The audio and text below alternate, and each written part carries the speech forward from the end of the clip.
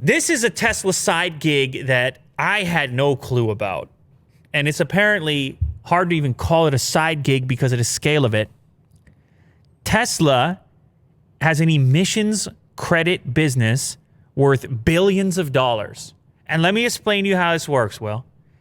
Since Tesla sells EVs, they get credits, environmental credits.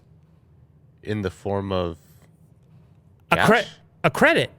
No, yeah. Well, it works out to cash for them because they sell them. It's a tax credit, I presume. Right. Tesla's emissions credit, basically, Tesla can go and sell its environmental responsibility to other car makers. What? So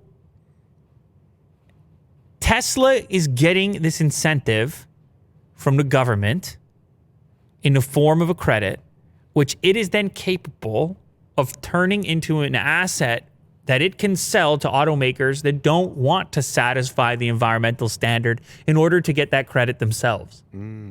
So the example used on this Jalopnik post is that you have some kind of muscle car with a Hellcat engine and it's 700 horsepower, and you're getting punished for having done so. The emission standard on that is not great.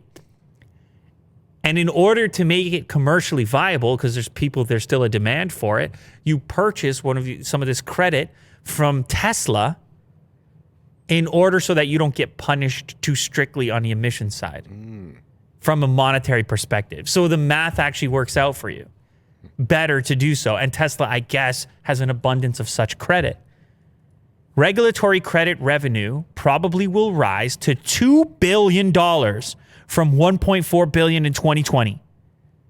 $2 billion in revenue. Wow. What is the profit margin on that? I mean, you had to do the work to have the efficient vehicles, to have the batteries and all the rest of it. But once you go sell the credit, that's a lot. That feels like a lot of profit to me. $2 billion. So hardly a side business and something to keep an eye on. That's a huge strategic advantage for that company to be able to have such an abundance that they can actually take their competitors and turn their competitors into their customers from that standpoint.